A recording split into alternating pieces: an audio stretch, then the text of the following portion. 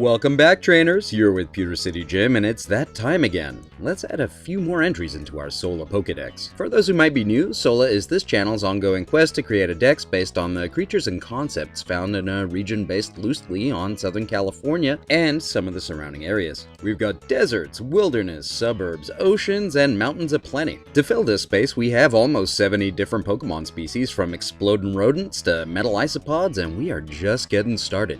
On this channel, we also have an extensive back catalog of Let's Play content from a bunch of games, including Pokemon Xenoverse, Scarlet, a couple of co-op Let's Plays where you get to meet my awesome partner in crime, Misty. I also have a very surprising Let's Play lined up for later in the year, so, you know, stay tuned for that. This year, though, my goal is to really buckle down and focus on making art for you guys. Thank you so much for the support so far. Liking, subscribing, and commenting to show support is a massive help, and it's always very appreciated. Remember, trainer, you are welcome here. Anyway, enough of that. What Pokemon are we looking at today? It's another regional variant, and actually one I've been working on and reworking and workshopping and abandoning and coming back to for almost the entire time that I've been working on Sola. Solarian Sentret, or as we call it here, Solarian Otachi. I've told this story before, back in the very first Wants to Battle video I did in 2021, but Furret is my favorite Pokemon. I met Misty, my wife, on a Pokemon message board back in the year 2000. My avatar was a Furret and hers was an Nidorina. Some years later, this was our wedding cake, and I've never been able to let go of the Japanese names. My first exposure to this Pokemon was catching it, my very first real catch in Johto, in the Japanese Gold ROM I downloaded. And because the names of the Pokemon were in katakana and easy to translate, I had a lot of fun doing so with my 3 years of high school Japanese. In a weird way, it kinda made me a little more attached to the line. Sure, it's an earlier out rodent, but there's some interesting lore to it too. So, Sentret's based on a raccoon. That's pretty clear, but why? With Johto being based on the Kansai region of Japan, you might not expect a North American native to be such an important member of the Johto lineup. I mean, sure, early route rodents are often dismissed, but they're almost always one of the first things you catch and use in these games. So why not some critter that's native to Kansai? Because of cartoons and irresponsible pet owners, that's why. Meet Rascal the Raccoon. Adorable, right? Doesn't he just make you want to kidnap a baby wild animal and bring it into your home? I sure hope not, because what you're doing is snagging a small creature distantly related to bears, but with the hands of a monkey and the teeth of a small dog, trapping it in your own tiny environment and expecting it not to go feral. That's a very, you know, it's not a super smart thing to do. Despite that, 1,500 or so baby raccoons were imported into Japan yearly to fill the demands for adorable baby bandit bears by rabid Rascal fans. And you know what? I love raccoons, and I'm gonna assume that at least a few of these little trash pandas grew up to be lovely pets. Most of them ate people's couches, shredded their curtains, pooped in places I don't even want to think about, and ate everyone's goldfish. Once they'd made a sufficient enough nuisance of themselves, they were given the old boot and allowed to run wild in Japan's wilderness. Because they're one of Earth's most adaptable creatures, they started doing roughly the same thing to Japan's outdoors. So, despite not being native to Japan, they aren't exactly an uncommon sight. One especially sad part is that they directly compete against the tanuki, otherwise known as the raccoon dog. Despite looking sort of similar, they're not really related at all, and they don't get along. So essentially, Sentret and Zigzagoon, hashtag Hoenn's real regional canine, are both based on animals that have something of a rivalry in the real world. It does make sense because, like Kanto and Johto, Hoenn is based on a real-world area of Japan, Kyushu. Another thing that Sentret has in common with Zigzagoon, they evolve into Pokemon based on animals with very little relationship to their pre-evolved forms. Raccoons aren't mustelids like ferrets are, and tanuki are canines, so not related to badgers, which are mustelids. So, by real-world reckoning, I guess Linoon and Furret are more closely related to one another than either of them is to their own pre-evolved forms. But this is Pokemon, so we're just gonna disregard all of that. So, with all that preliminary knowledge in place, let's head on out into the field and see what we can see in regards to Sola's little raccoon monster. So, regional variants. We do have a couple already. 3 canon lines and one from Germansburg. See the link in the description. But I don't want to do too many. Don't get me wrong, I actually really love them in general, but the ones that I want to do are either Pokemon which are special to me, my favorites, or just really seem like they would fit. I want my variants to have a story, some kind of lore that's interesting and justifies their existence here versus just creating an entirely new Pokemon. Sentret and Furret are, as mentioned, my favorite Pokemon line, and so I really wanted to do something fun with them. Come up with some neat lore and tie in some other elements that I think are interesting. Namely Sumo. Okay, it's a little odd, I'll admit it. But there is a kind of punny reason. In Sola, Sentret and Furret are called Otachi and Otachi. In Sumo, the word called by the Gumbai, the referee essentially, to start the match is Tachiai. Otachi, Tachiai. You can hear the similarity. And Southern California actually has a really cool sumo scene. The US Sumo Open is the biggest sumo event in the continental US. The place it's held is the Walter Pyramid in Long Beach. We also have sumo dojos. Oh, and restaurants in Los Angeles that specialize in chankonabe, which is a hot pot dish that's really healthy. It's filled with vegetables and meat, and these super delicious little chicken meatballs. Oh man. Sumo wrestlers actually don't eat much by way of junk food, so a hearty but healthy meal like this helps sumo wrestlers eat that 10,000 calorie per day diet. I actually make chankonabe for my family sometimes to celebrate or commiserate various happenings in Grand Sumo. This one is from when my absolute favorite rikishi, or sumo wrestler, Wakata Kakage, won the March 2022 tourney. This is one I made when one of my wife's favorites, Tochinoshin, announced his retirement this year. The technique and some of the ingredients are the same, but like most hot pot dishes, you can really change them up to suit your tastes, and there's an endless variety of things that you can put in there. This will be relevant later. So we have a North American animal and Japan's national sport. To combine them, I've come up with a little story for you. In Hoenn, there was a fierce Pokemon trainer named Akiyama.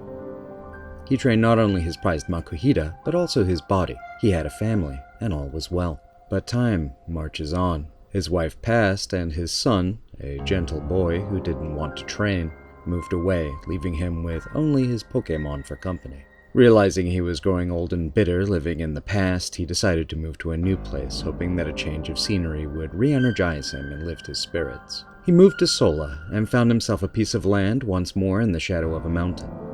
He built a house and built a ring and continued to train with his only remaining family, his Makuhita. Eventually, the sense of cooking and sounds made by Makuhita drew in wild Pokemon. Some he recognized, most he didn't. But one stuck out to him. He knew them by the name they had in Johto, Otachi. They would beg for food relentlessly and make nuisances of themselves.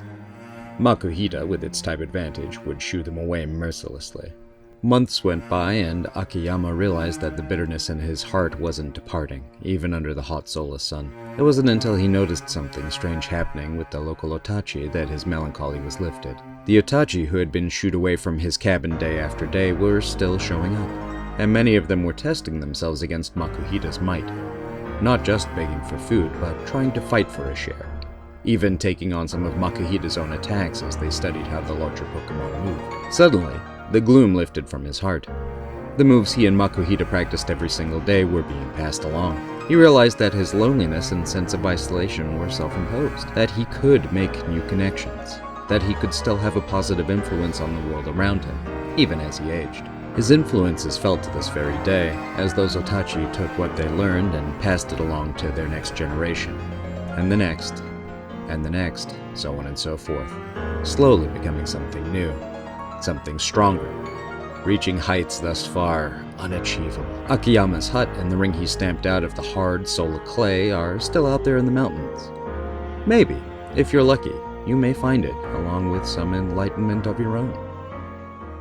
So, much like Alolan Rattata, this is a variant that has popped up more recently and is in direct relation to human activity. In Alola, the rats came over with settlers and became nocturnal to avoid predation by another introduced species, Yungoos. In this case, the native population of Sentret started to develop fighting-type traits by sparring and training with Akiyama and his Makuhita. Because the fighting type is strong against the normal type, the Sentret in the area who were picking up these moves were able to outcompete their peers, and over generations were able to take on a new typing, appearance, and other traits. Let's see what do they look like? So Otachi's design is kind of like a little ball with a tail. I took that idea and made it even more ball-like. The tail has become shorter, used more for ballast than to stand on, and the paws have become bigger to allow for a better grip against the ground. It almost looks like an angry little Kirby, honestly. The O has become a more stylized T, and that's to help it resemble a mawashi, or the wrap a sumo wrestler wears around their waist. Training mawashi are generally white, so it has a lighter color against the more beige fur. I reduced the length of the ears and pulled them close against the head. When a sumo wrestler's in the early stage of training, their hair is usually kept really short. Once they advance in division and rank, they're able to grow it out and tie it in a top knot. I'm just emulating that, but with ears. They also get a more raccoon-inspired mask, along with black paws and rings on the tail to make them look a little bit more like raccoons. Here we have Otachi, Solarian form,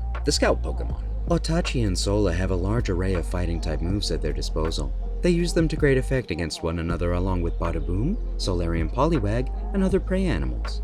They are high-energy Pokemon and not suited for beginners. Okay, here are your moves. You'll see a fair few new moves lifted directly from Makuhita and Hariyama, along with a few retained from their original form of the line. In terms of stats, there's a little more focus on defense and HP. You will notice, though, a custom move in there. It's called Henka, and we'll cover that later. Next up, Solarian Otachi. This design is a pretty simple advancement of the elements we changed about Otachi. The stripe around the belly has been given some volume and sticks out from the main body of the Pokemon to emulate the Mawashi and Sagori, those stiff strips that come off the Mawashi in more advanced sumo ranks. The ears are longer and bunched together to emulate a top knot, and we still have that raccoon mask. One other element. The body shape of this fart is altered slightly to look a little like a bowling pin. One of the coolest things about sumo training is that the youngsters who are learning the sport will sometimes spar with the older, more experienced fighters. Those older wrestlers will oftentimes let the younger ones win. They're more focused on rewarding good technique and offering pointers than winning a practice match themselves. I made Otachi very round, and I liked the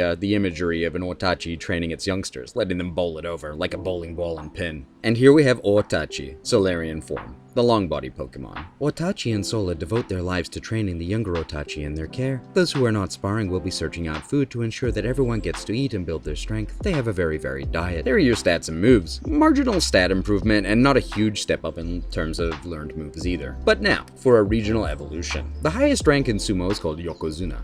It is possible for there to be more than one, but it's pretty rare, and this is a very hard rank to achieve. Therefore, I wanted this to be a hard one evolution as well. It would only come about after hitting some pretty grueling metrics, but let's just talk design for now. The white fur in front resembles the ceremonial Mawashi of a Yokozuna. Proportions have been stretched out once more, so we're dealing with a slightly more humanoid shape.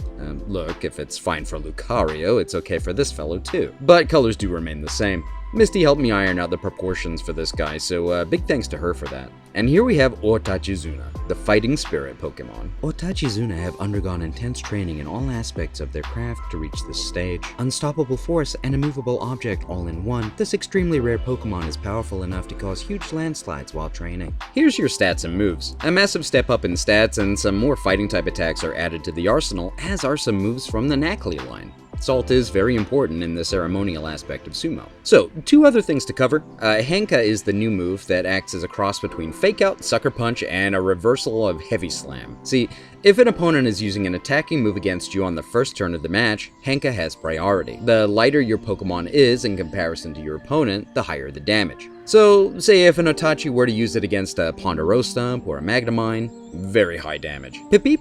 Not so much. This, however, reduces in effectiveness as your Otachi evolves and becomes heavier. Why is this?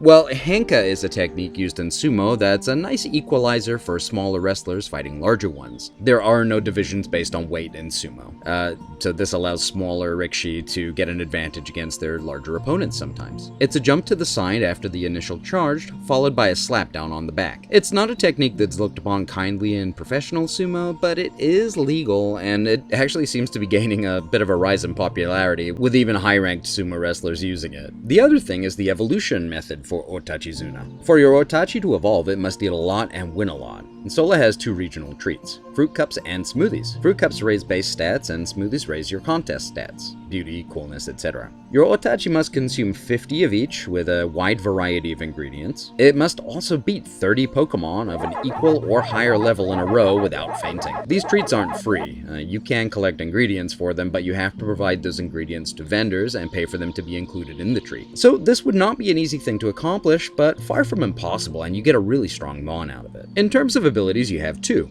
Guts and No Guard. Guts increases attack when there's a status move inflicted, and no guard means that all attacks you launch land and all attacks launched at you land. It is kind of rare for a hit not to land in sumo. These are your shinies. I know the trend is to make the shinies the same color as the regular forms, but there are very few canon examples of this. The legendary birds, Tachiai, Meowth, Growlithe, I guess. Maybe a few others, but I went with something completely different. And here's your egg. You would find these guys in the mountains, and I wasn't kidding, by the way, about the hut and the ring being out there, ready to be found and to offer up some secrets. It may even have a little tie to one of the NPCs that you haven't met yet. Hey, thanks for joining me this month, trainers. Next month I should probably show some psychic or ground type mons, because we don't have any of those yet. In a region that's like 90% desert. Not a single ground type. Oh boy. Looking forward to catching you then, trainers. Till we meet again, take care of yourselves. Bye!